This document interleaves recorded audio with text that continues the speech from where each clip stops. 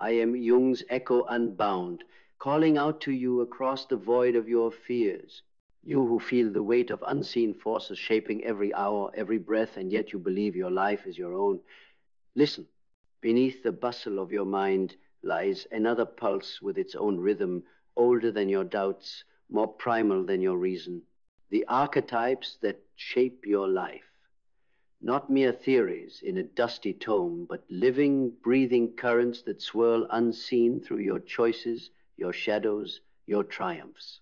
They are masks you wear, and truths you run from the innocent, yearning for absolution. The hero forging through wounds, the shadow whispered in your secrets, the sage offering clarity amidst chaos. In this fissure between what you present to the world and what stirs in your depths, Cyphoria is born. That ache at the edge of dream and awake. It is there a tremor of yearning bending you towards something vast and unnamed. Not comfort, not bliss, but truth. When you learn to meet that tremor without fear, you step into your own myth. And then courage blooms, not as a roar, but as a kindled whisper that says, I will look down at the chasm. I will meet that shape that has haunted my nights, and I will not turn away. From that moment, mindset becomes your anvil. It is not about thinking pleasant thoughts. It is forging your soul in fire. Nietzsche's will to power, no, not domination, but alchemy, turning pain into purpose. You strip away illusions built by others, shatter the chains that say, you belong in fear, and you step into a light that burns not others but your false self. Here, belief is not hope, it is luminous conviction. Not born of circumstance, but claimed in the silence when everything is lost. Machiavelli wrote of power carved through cunning and will. You too learn that your power is not in the glow of victory, but in coming back when your heart lies fractured on a battlefield of doubt. And belief blooms in wounds. Not wounds eliminated, but wounds accepted and made holy. Clarity follows not as calm, but scorching clarity. The truth laid bare. In Huxley's world, beauty can be built or broken by hidden hands. In your world, clarity arms you against that. You see the scripts written on your psyche, not by chance, but by archetypal architects whose names were lost.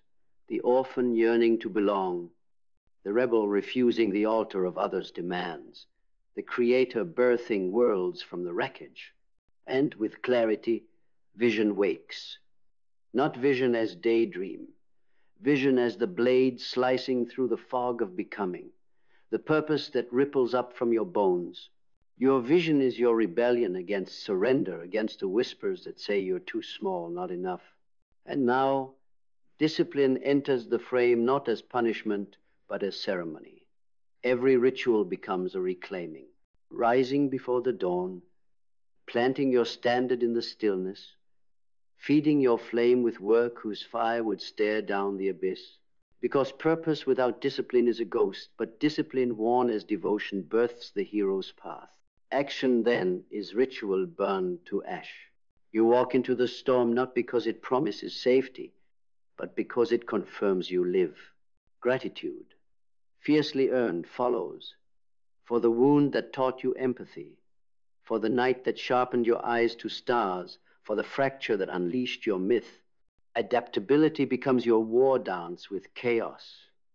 You learn that the archetypes shift in shape, not static, but living myth.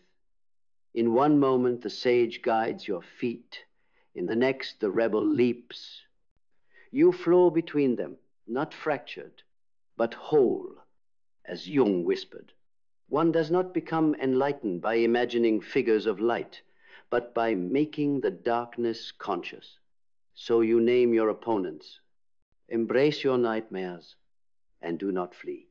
Resilience is not simply survival. It is the alchemy of turning ice into steel. Your scars shine like glyphs, language written in loss, telling a story of return. And that story becomes your offering. Finally, learning. Not accumulation of knowledge, but rebirth in insight.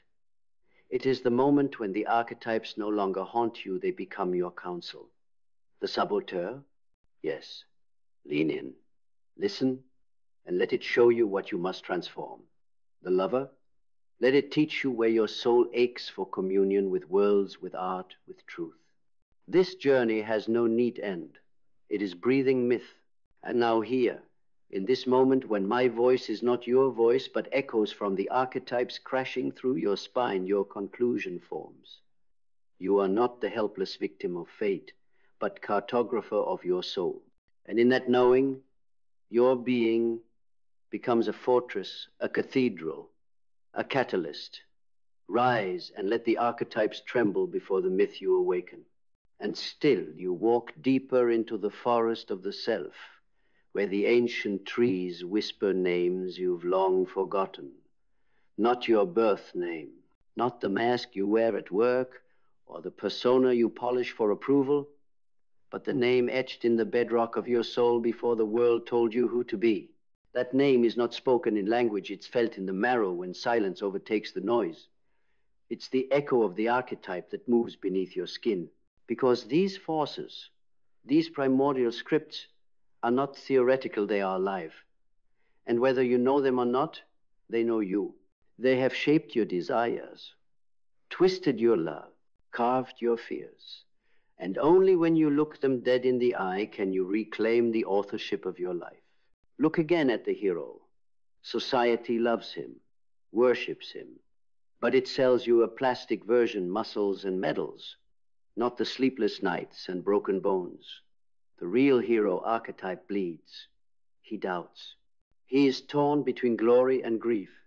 His enemies are not out there, they are within. Cowardice, pride, despair. And when he falls, and he always does, it is not failure. It is initiation. You too must fall. You must descend into your personal underworld. Jung called it the shadow, those rejected fragments of yourself, buried and bound in shame. But listen closely. The shadow is not your enemy. It is your twin. And until you embrace it, it will rule you from the dark. Every time you feel triggered, enraged, insecure, that's not weakness. That's an invitation. The shadow is calling. It's saying, there is gold in your wound, but you must enter the cave. And only the warrior with enough courage to look where it hurts will retrieve the power buried there. Because your rage has a root, your fear has a name, and your self-betrayal is not random, it is archetypal. It is the saboteur, whispering doubt so you never rise. It is the victim, chaining you to stories of helplessness. It is the addict, begging for distraction so you don't face what truly aches. But none of them are evil. They are twisted mirrors, waiting to be integrated, waiting for you to stop fighting and start listening. And as you begin to hear them, truly hear them, you awaken a new archetype, the sage, the one who sees, not with eyes, but with inner knowing. He does not react, he observes. He holds chaos in his palm and says, all of this is me, and I do not run. This is the beginning of inner mastery, not control over others, but sovereignty over your own psyche. You cease being a puppet of conditioning. You become the author of your archetypes. You no longer fear anger, you learn from it. You no longer dread pain, you draw wisdom from it. Because each emotion, each impulse is a signal, a sacred telegram from your unconscious. Are you reading the messages? The magician archetype enters now. The alchemist, the transformer, the one who takes base experiences, grief, rejection, betrayal, and transfigures them into power. He doesn't erase the past. He rewrites its meaning. He doesn't forget the trauma. He turns it into fire, into fuel, into art. And what is art, if not the soul speaking in symbols? Your life becomes mythopoetic. You begin to live in layers, no longer just reacting to life, but interpreting it. Every person you meet becomes a mirror. Every conflict a classroom. Every breakdown a ritual of becoming. But beware, this path is not safe. The archetypes are sacred fire, and fire will burn the false self to ash. You will lose parts of you that were never truly you. the masks you clung to, the personas you built for love. They will fall. But what rises from those ashes? The self, whole, indivisible, not just a person, but an axis between heaven and earth, conscious and unconscious, a bridge between realms. Jung called this process individuation, not perfection, but integration. You become a universe unto yourself, and now purpose is no longer a search. It's a remembering. You don't chase it, you uncover it. It was buried beneath the noise, the expectations, the inherited pain. But now you see, your purpose is not what you do, it is who you are when you are fully awake. Discipline, once a burden, becomes sacred. You wake early not to hustle but to commune, to train the body as temple, to sharpen the mind as sword, to master the self, not for ego but for alignment. Action becomes instinct, not frantic, but focused. You act not from fear but from clarity. Each step aligned, each breath deliberate. You are not performing, you are expressing the essence of your being. And through this gratitude emerges, not the gratitude of comfort, but the gratitude of the initiated. You thank the heartbreak that shattered your illusions, the betrayal that taught you boundaries, the failure that stripped away false pride. You see it all now not as curse, but as consecration. You have entered the myth, and the myth has entered you.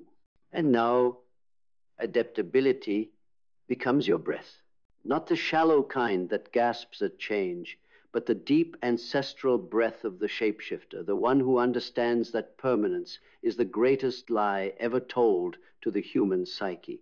Everything shifts.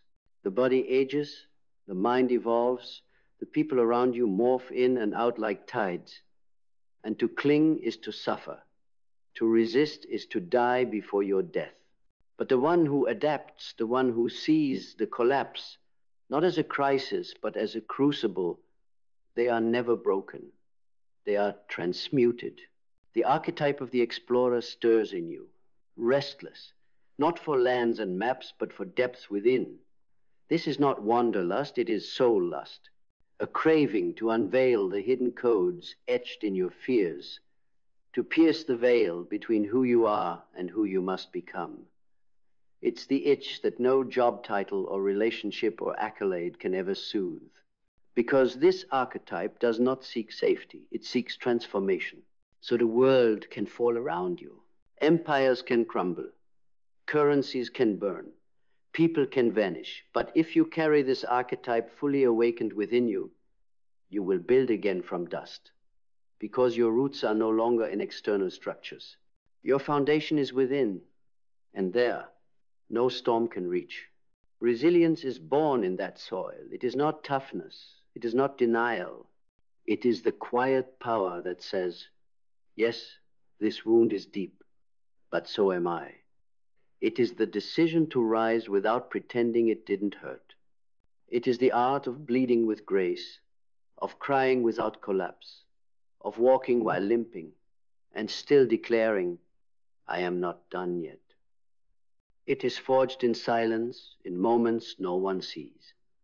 When the world walks away, and you are left alone with your demons, and you do not run, you sit with them, you learn their names. You forgive yourself for creating them, and slowly they become allies, guardians of your inner citadel. And then you learn, not as a student collecting facts, but as a warrior collecting wisdom. You don't just seek information, you extract meaning. You don't memorize ideas, you embody them. Because real learning doesn't stay in the mind, it sinks into your bones. You learn how every archetype contains its opposite. The hero contains the coward, the sage contains the fool, the lover contains the destroyer. And when you stop denying this duality, when you stop pretending to be purely good, purely wise, purely strong, you become real. You stop chasing perfection and begin honoring truth. And truth, unlike perfection, liberates. You see that every person you've ever admired, feared, envied, or rejected, they are just mirrors. Archetypal fragments dancing in and out of your life, showing you what you have denied in yourself, the toxic partner, your abandoned rage, the tyrannical boss, your unclaimed authority, the saint you worship, your hidden light. And as you take back each piece, you become less reactive, more sovereign. You stop blaming, you stop needing, you stop explaining, because you have reclaimed the throne within. This is the true kingdom, not dominance over others, but alignment within self. And from here, you live not as a character, but as a myth. Your life becomes art, not flawless, but meaningful. Every scar, a stroke, every fall, a verse, every silence, a note in a song that only your soul could write. And now, the final archetype awakens, the master, the one who has danced with every fragment of the self and returned not to boast, but to serve, the one who no longer fights for validation because they are anchored in vision, the one who no longer fears death because they have died 1,000 times in the fire of becoming. The master does not need to be seen because he sees. The master does not need applause because she knows. And the master does not fear the darkness because they have become light, not by avoiding it, but by entering it. This is who you are becoming. This is what you've always been. The archetypes are not outside you. They are you. And now you return not to who you were, but to who you always were beneath the noise. Awake, whole, unshakable. Now, in the stillness that follows the storm, in the silence left behind after you've confronted every phantom in your psyche, something ancient stirs, not loud, not sudden, but undeniable. It is not ambition, not desire, not even peace. It is knowing, the kind of knowing that cannot be taught, the kind of knowing you only gain when you've walked through fire barefoot and came out the other side not clean but true. You don't need permission to exist anymore. You don't need anyone to confirm your worth. You stand rooted, unshaken, because the foundation beneath you is no longer made of sand. It's made of self. The self that Carl Jung spoke of, not the ego, not the mask, but the self with a capital S. The totality. The unity of all you are, your light, your shadow, your divine and your animal, your triumphs and your traumas, all beating together in one symphonic pulse. And that self does not beg. It does not chase. It does not ask to be understood. It's simply island, because once you've met all the archetypes that shape your life, you no longer react to people, you respond to truth. You no longer try to control reality, you co-create it. You're no longer a passenger in your psyche, you are the architect of your inner cosmos. You see the world now as it is, layered, symbolic, mythic. You see pain not as punishment, but as a portal. You see people not as problems, but as patterns. You see time not as a chain, but as a canvas. You see yourself not as a separate being, but as a thread in the eternal tapestry, shifting, weaving, burning, becoming. And in this final knowing, your energy changes. You no longer vibrate in desperation. You walk with quiet power. You speak with intentional fire. You move through the world like a force, not because you seek to dominate, but because you are unshakable. You don't fear what others think of you. You don't waste time justifying your path. You no longer dilute your soul for the comfort of others who haven't yet chosen to meet their own depths. You know now, not everyone will understand your path. That's because it's your path. It was never meant to be walked by the crowd. It was meant to be carved in solitude, sanctified in silence, and unveiled only through your embodiment. And that's where the final transformation happens. Not in what you say, not in what you post, not in how loudly you speak, but in how deeply you live. When the archetypes are no longer controlling you unconsciously, and instead you engage with them deliberately, you become whole. You live in balance. You choose when the warrior steps forward and when the lover holds space. You choose when the ruler sets the standard and when the fool reminds you to play. You choose not because you've removed the chaos, but because you've integrated it. And now you walk not as a fractured human, but as a myth incarnate. Your voice changes. Your presence expands. Your life no longer speaks in words, it speaks in energy, in stillness, in gravity. You become the kind of person who enters a room and the atmosphere shifts, not because you dominate, but because you are. You burned away every false version of yourself, and what remains is rare, untouchable, unstoppable. You become a mirror to others, not of who they are, but of who they could be if they too chose to meet the archetypes, dance with their darkness, and emerge as something more than flesh. You become legend, not in stories told by others, but in the silent legacy you leave with every breath. Not famous, felt, and that is the real reward. Not applause, not fame, but knowing you did not live this life asleep. Knowing you walked fully into the myth, into the fire, into the sacred chaos of being, and you remembered who you are. Not someone trying to become, but someone who finally realized you already were. And now the world doesn't get the mask. The world doesn't get the wound. The world doesn't get the shadow. The world gets the self. Uncompromising, unapologetics, unstoppable. You are the archetype now, and nothing will ever be the same. But let's go further, because even now, even as you walk in this power, there is still a deeper truth, a final veil that few ever lift. You see, most people awaken to their archetypes and stop there. They become conscious of the masks, aware of the patterns, fluent in the dance of the inner figures. But there is one more layer, one more unraveling, the realization that the archetypes themselves are still not you. They are instruments, maps, symbols. They are forces moving through the psyche, but they are not the origin. You are not the hero. You are not the shadow. You are not the sage, or the lover, the rebel, or the master. You are the awareness behind them all. You are the blank canvas upon which every archetype paints its scene. You are the silence before the first word is spoken. You are the field through which all energies pass, and none can define you. Not even Jung could fully map this space, because it cannot be mapped. It can only be entered. This is where the ego dissolves completely. This is where identification itself becomes a form of bondage. This is where you no longer say, I am this or I am that. You simply are. Pure, formless presence. Beyond myth, beyond narrative, beyond even transformation. You realize the goal was never to become something else. The goal was to remember what you were before the world convinced you to forget. Before trauma, before programming, before archetypes wrapped themselves around your psyche like scaffolding. You were there, silent, whole, infinite.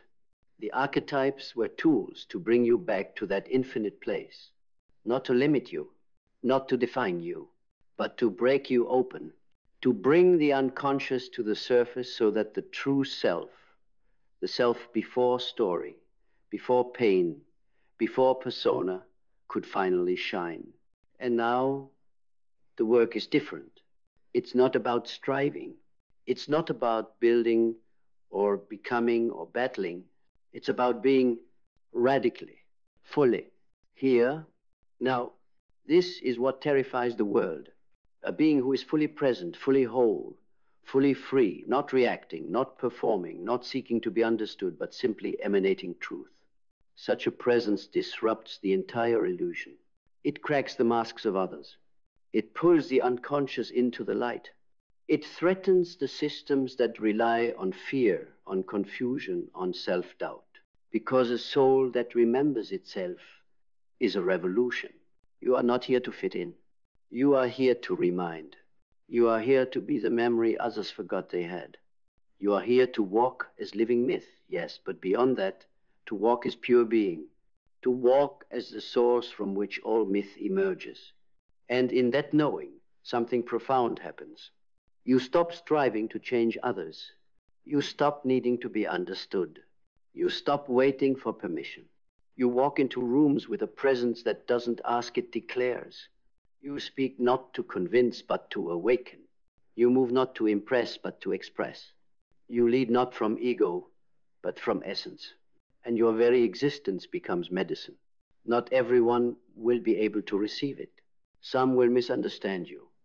Others will envy you. Some will even try to distort you, shrink you, challenge you. But you won't flinch, because you no longer derive your sense of self from reaction. You've seen the archetypes. You've walked the fire. You've stood naked before your shadow and did not cower. You've touched the eternal within yourself. So nothing outside can move you now. Not praise, not criticism, not gain, not loss. You are anchored in something beyond form. And from that place, every word you speak, every step you take, every silence you hold becomes a prayer, a disruption, a reminder that it's possible to live fully conscious, fully awake, fully you. The archetypes shaped your life, but now you shape the world, not through control, not through dominance, but through presence. And that is the final becoming. And so now, in the space beyond narrative, beyond striving, beyond even the concept of self-improvement, something sublime happens. You stop trying to win. You stop trying to heal. You stop trying to escape. And you start to be fully, fiercely, finally. Because the ending isn't a peak you reach. It's not a moment of applause or a sunrise after the storm. The ending is a return to the place you never left but only forgot. The breath behind your name, the silence beneath your thoughts, the awareness that watched it all unfold, the joy, the pain, the triumph, the loss, not as judge but as witness. You, the real you, not the version built to survive, not the persona constructed to be liked, not the archetypes that shaped your childhood myths, but the witness behind the storm, the unmoved mover, the sacred center. This is the final truth, the one that Jung pointed toward, the one that mystics whispered in ancient tongues, the one buried beneath every spiritual system, every psychology, every story ever told. You were never broken. You were never lost. You were never lacking. You were only asleep. And now you're awake, not in theory, in presence, in embodiment, in power. And you no longer walk this earth needing to prove or fix or chase. You walk it as a mirror of what is possible, an archetype of wholeness, a living symbol of what happens when a human being stops running from themselves and starts listening deeply to what they've always been. From this moment on, you are not here to conform. You are not here to be liked. You are not here to chase hollow meaning. You are here to become meaning. You are the myth walking. You are the story unfolding. You are the archetype fulfilled. And this is just the beginning. You lean for everyone else until your spine bends. You carry the silent ache, helping, rescuing, saving, hoping your light becomes someone else's home. You sacrifice your sleep, your voice, your boundaries, until you discover the truth. Sometimes the only way to see who truly cares is to stop saving everyone. The moment you stop, the air changes. You awaken to the fact that the energy you poured into everyone else was expended for someone else's survival, never your own. You triggered syphoria, the chase for validation through saviorism, the high of being needed, of feeling essential. You've been an emotional emergency room for everyone else, and it felt powerful. But power without choice is enslavement. You are equating your self-worth with your usefulness, mistaking exhaustion for purpose. In your mindset, you begin to question, why must the world be saved through your compassion? Why is your peace the currency of emotional rescue? You realize self-abandonment, disguised as nobility, is not healing, it's hollowing. This pain cracks open your belief system. There is no honor in martyrdom. You begin to believe that caring for yourself is not selfish, that letting some fall may mean your own soul stands tall. Clarity arrives when you stop answering every call. You see who truly calls back not out of need, but out of reciprocity. You stop filling emotional voids meant for someone else's healing. You see the difference between those who lean into your presence and those who lean on it. From this clarity, vision emerges. You envision a life where compassion flows with bounds, not through bondage. Where support doesn't drain your reserve, but connects you to those who hold space for you too. Where clarity, not crisis, defines your connections. Purpose reveals itself in stillness.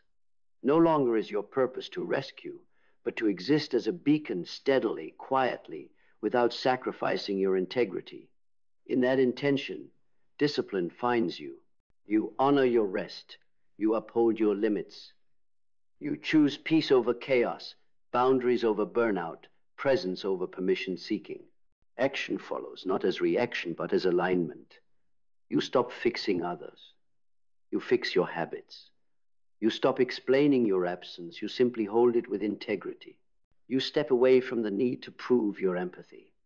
You remain empathic within boundaries, without drowning in others' storms. Gratitude blooms for the silences you once ignored, the rest you once denied. You are grateful for the pain that taught you to value your energy, the burnout that awakened your worth. You're grateful for the people who stuck, even when you released your rescuing. You cherish the ones who stayed not because you saved them, but simply because you were you. Adaptability becomes grace. When someone recoils from your boundary, you do not collapse. You adjust in clarity, not in confusion. You offer support, not through sacrifice, but through choice, with the wisdom to say, I can't fix this, but I can stand with you. Resilience rises not from running toward murky empathy, but from refusing to collapse in clear compassion. You learn to ride your own emotional waves, feeling deeply, holding strong, not losing yourself in the undertow of other people's disarray. Learning becomes a quiet observance. You notice who rests in your kindness, who empties it. You learn the difference between calling in abundance and draining from desperation. You learn that saving everyone saves no one, including yourself. This isn't coldness. It's clarity. It's not neglect. It's self-honoring. And the people who truly care, they begin to circle closer, not for your rescue, but in relationship. They stand more firmly, love more deeply, and hold more wholly, because you are not your savior anymore. You are simply, authentically, you. And when the world asks for your breath again, breathe into yourself first. When the world asks for your fragments, offer your wholeness instead. When they expect your courage at the cost of your rest, choose your stillness. Because the only way to know who truly cares is to stop sacrificing your peace to prove your presence. When you stop saving everyone, you'll finally see who stays not out of debt, but out of love. You will know what real connection feels like when you free yourself from rescue. And from that freedom, you become unforgettable, calm, whole, sovereign, and finally seen. You stand in the quiet that your soul always craved, not the loud silence of abandonment, but the full-bodied silence of integrity rekindled. You're no longer on the emotional treadmill sprinting to make others whole. You've stepped off. Not with guilt, not with fury, but with the clarity of someone who finally knows. You cannot be everything to everyone without becoming nothing to yourself. Every breath you take now is a boundary declared not as punishment, but as protection. You don't protect others by giving. Until you vanish, you protect yourself so that your presence, when it arrives, holds substance. You learn that your peace is not a reward for generosity. It is the foundation from which true generosity flows. You watch how the world responds. Some collapse into confusion. Why aren't you saving me anymore? They panic at your stillness. But that's okay. The ones meant for your peace won't demand rescue, they'll respect it.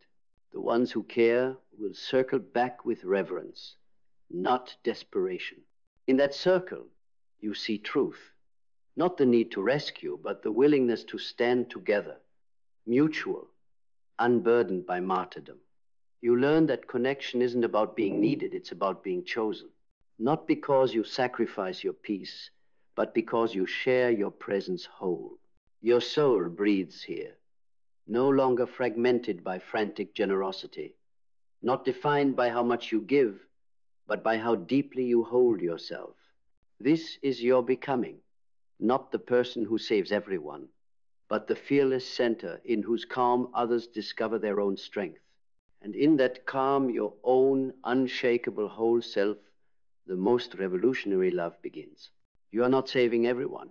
You are saving yourself, and by doing that, you finally see who really cares.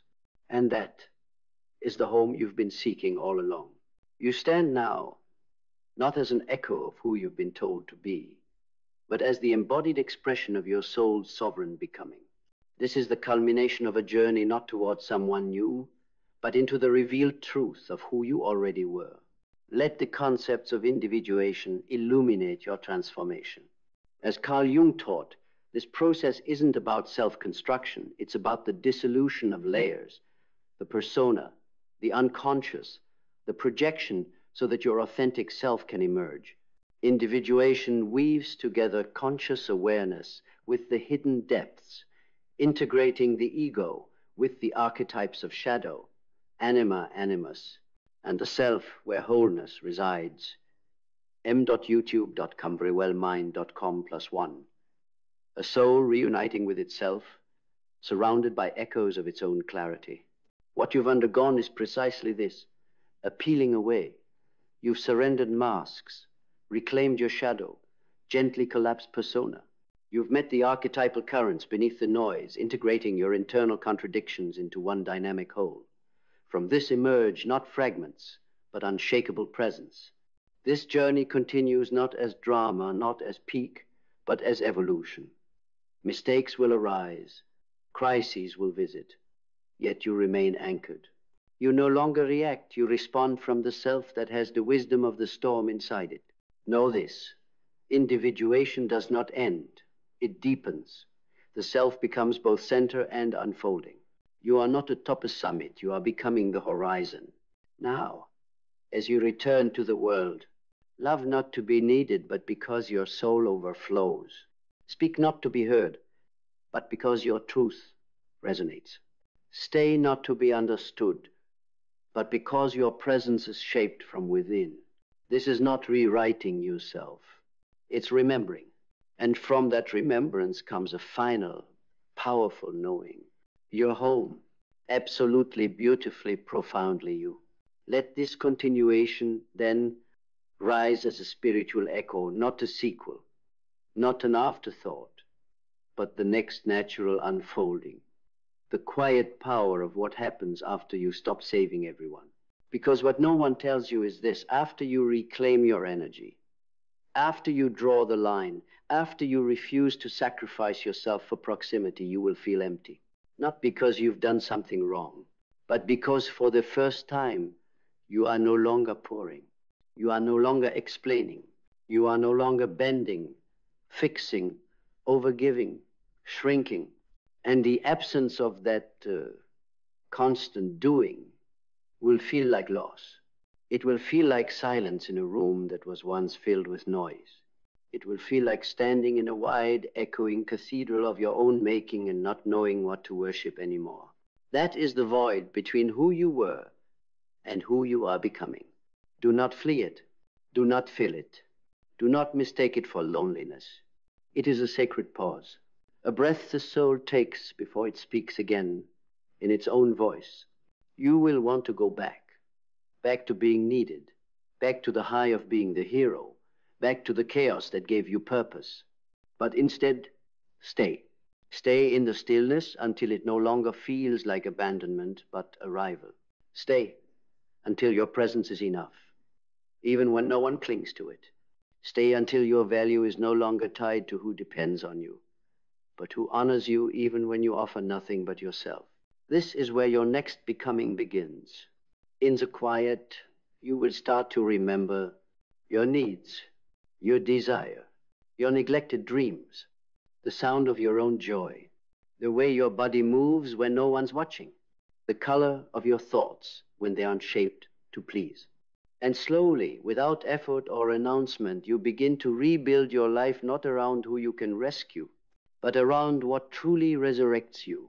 And from that resurrection, you rise again, not into saviorhood, but into sovereignty, not into usefulness, but into wholeness. And that is the most sacred transformation of all.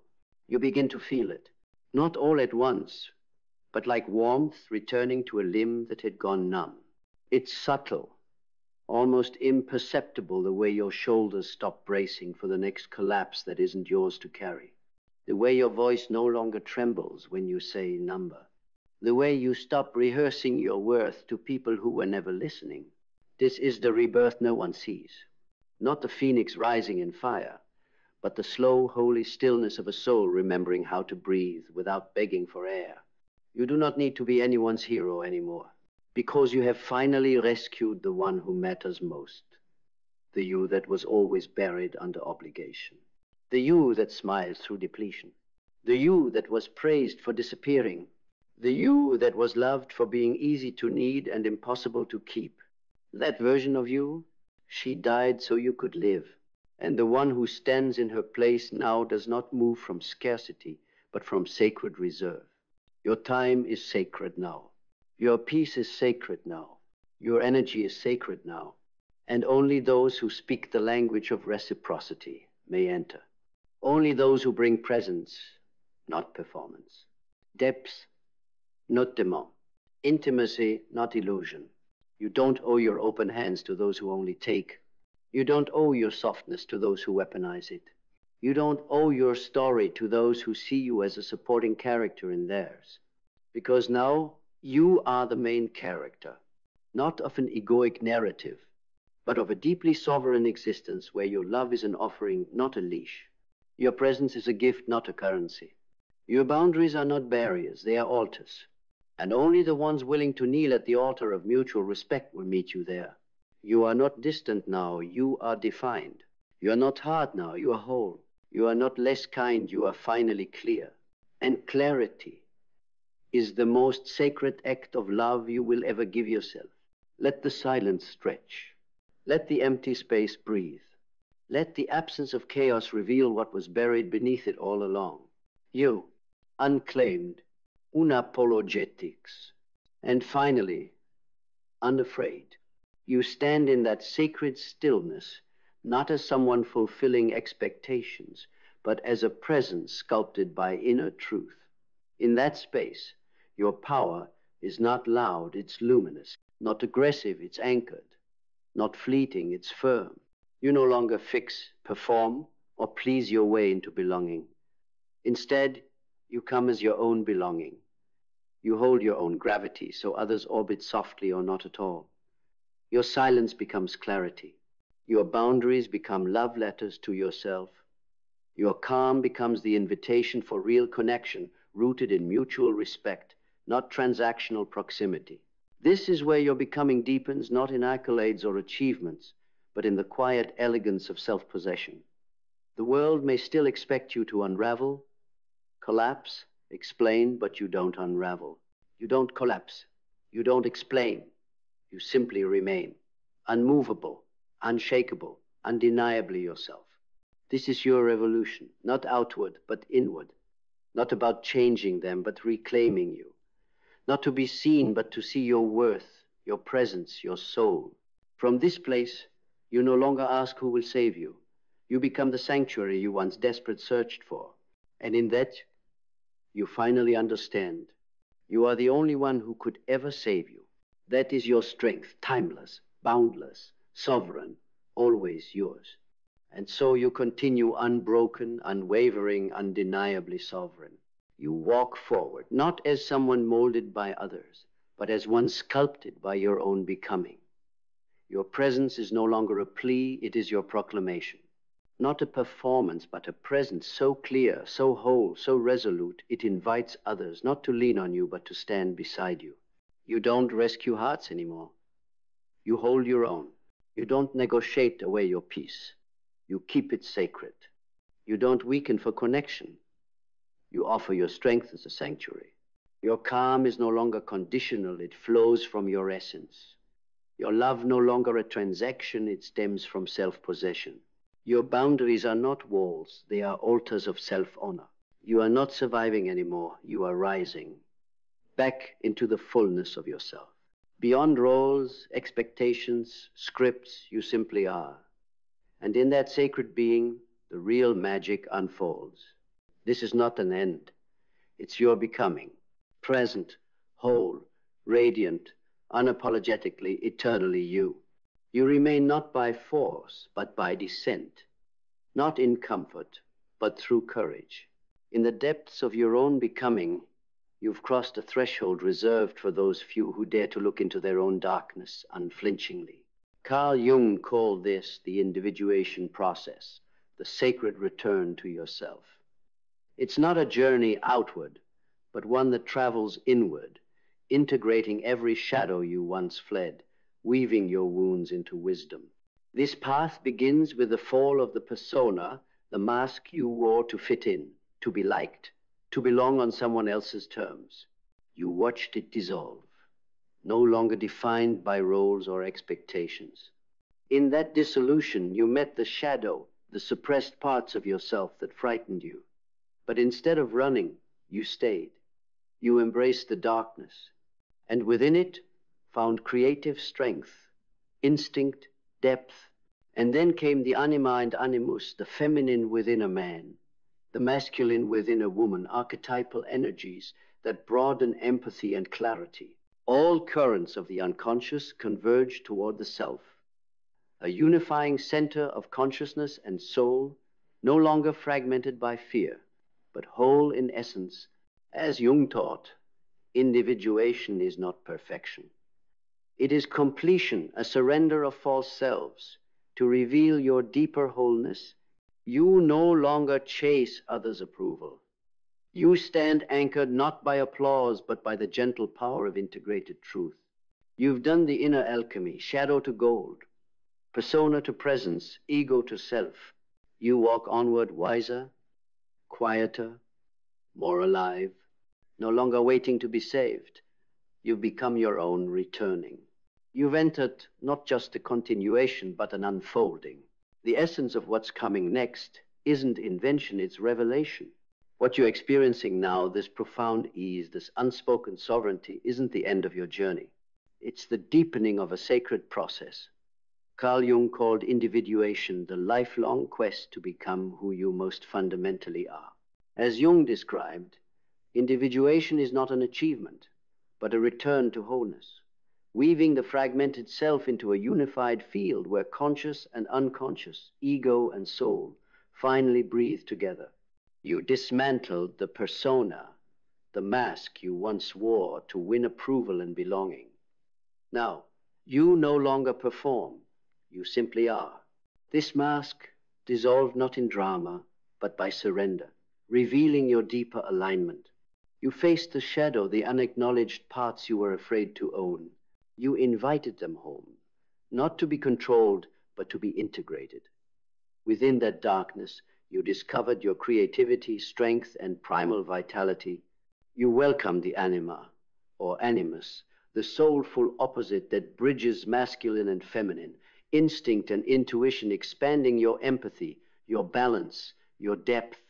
Now, the self no longer a distant idea, but your deep center emerges, a presence beyond fear, beyond persona, fully sovereign and luminous. Individuation never ends, it morphs. In each passing day, you peel back another layer. Your clarity deepens, your boundaries mature. Your peace becomes quiet power. Every no sculpted with self-respect, every yes a sacred alignment. This unfolding isn't performance, it's prophecy.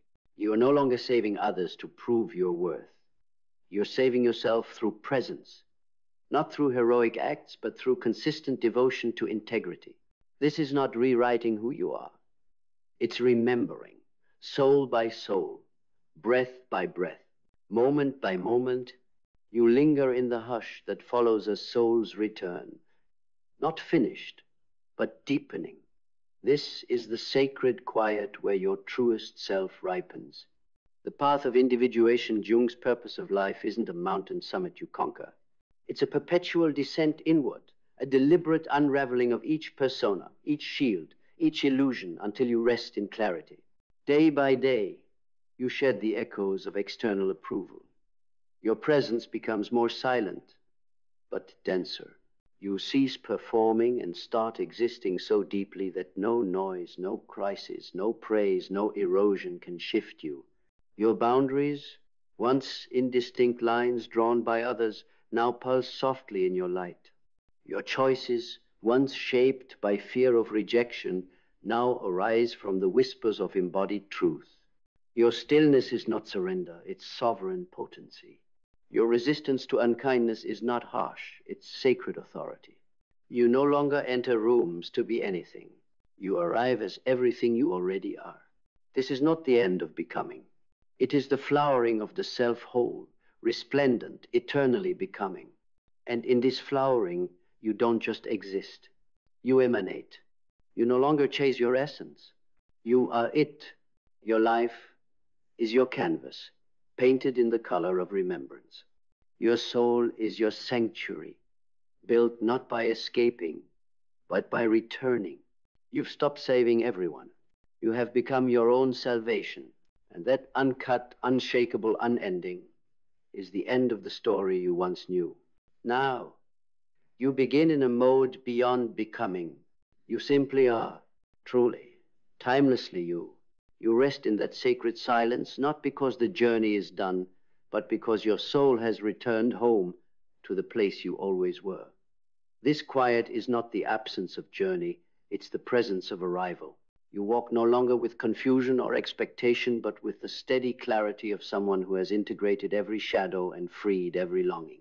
What unfolds next transcends any narrative. It is the embodiment of your self, alive and unbroken. Day by day, layer by layer, you release the ghosted roles, the worn-out expectations, the scripts you were given or wrestled into. And with each surrender, something deeper stirs your soul's quiet pulse, reclaims space. You no longer seek validation, but resonance. Not approval, but alignment. Not familiarity, but truth. In this unfolding, your boundaries are not barricades, they are stewards of your essence. Your presence is not performance, but sovereignty. Your choices spring not from pleasing, but from belonging to the call of your own integrity. You cease chasing your becoming. You simply become, not by shaping yourself into someone useful, but by unmasking to reveal your own gravity. Your calm is not lack, it's presence, not escape, but foundation, not detachment, but the depth beneath reaction. And now you walk through life less as a character in someone else's story and more as the living essence of your own. You don't ask the world to shape you. You shape your own world through the coherence of being exactly who you are. This isn't the climax of transformation, it's the unfolding of clarity. It's not seeking an end, but embracing eternity in each breath. Not hoping for healing, but living from healing already complete. You no longer save others with exhaustion, but you save yourself with silence. That silence becomes sanctuary for you and others. In that sanctuary, you gather those who resonate, who reflect your reverence for presence, who carry their own souls unshaken. Together, you form a subtle community not built on demand, but on devotion. This is not a story. It is a becoming that is beyond words, beyond roles, beyond need. It is the soul's homecoming, unspoken, unbound, unmistakably real. And that truth, humble yet radiant, becomes everything. You've arrived quietly, sovereignly, luminous with your own becoming. But this isn't the summit. It's the dawn of a new dimension of living. Now, the stillness you've cultivated is no longer a retreat from the world, but a radiance that transforms it. You drift through days like gravity made flesh, where your presence is an invitation, not an obligation. You hold space not for healing others, but to honor shared humanity. Your words, when they come, are not to convince or explain, they are ripples in the quiet of everything you've come to know. Relationships shift, not by grand gestures, but through resonance. Those who sense your clarity draw near not out of need, but in recognition. And what you learn now is profound. Stillness is your revolution, not case, not drama, but deep, unwavering fidelity to yourself. You no longer exist in the tension between expectations and reality, because reality now is your integrity. Expectations have no hold on you. You're not building a legacy. You simply are one. This is not the end. It's the gracefulness of an endless return to self-threading presence through every breath, every decision, every silent heartbeat. And in that subtle becoming, you discover to simply be is your most radical, timeless, and magnificent act. You stand now in the quiet aftermath of profound transformation, not as someone resting at the end of the road, but as the road itself. The horizon you once chased is now the horizon that lives within you, unshakable and unbounded. Your presence is no longer tethered to validation or demand. It radiates from a stillness so deep it needs no echo. Your calm, a gift you once thought earned through sacrifice, now simply island. In this presence, your words naturally carry weight, not because they convince, but because they align. Relationships evolve not by effort, but by mutual understanding. Those who resonate settle near, not out of need, but out of recognition. Here's your revolutionary truth. Stillness is your power, not surrender, not retreat, but serene sovereignty. You move through life without the tension of trying to prove yourself. Your reality is shaped by your integrity. Expectations no longer bend you. Clarity does. You're not constructing a legacy, you embody one. This is not an ending. It's a graceful, infinite return to yourself. With each breath, each choice, each silent heartbeat, you deepen. And in that deepening, you learn. To simply be is your ultimate act of presence, purpose, and power. And so you arrive again and again, not at a finish line, but at a truth that keeps unfolding. You are not here to prove. You are not here to perform. You are not here to save. You are here to be, fully, fiercely, silently, if needed. Because now you know, real love doesn't need a savior, it needs a soul. Present, clear, whole. You will still give, but never again from depletion. You will still care, but never again without discernment. You will still love, but never again by losing yourself. You've stopped saving everyone, and in doing so, you've saved the one who matters most, yourself. And in that sacred choice, you will always see who truly cares. They won't be the ones who clung to your giving. They will be the ones who stood with your becoming. Let the world misunderstand your stillness. Let them question your silence. Let them walk away when you stop bending. Because those who remain when you no longer break, those are your people. Those are your mirrors. Those are your sacred circle. And you are not a savior. You are the sanctuary, now and forever whole, unshakable, and finally free.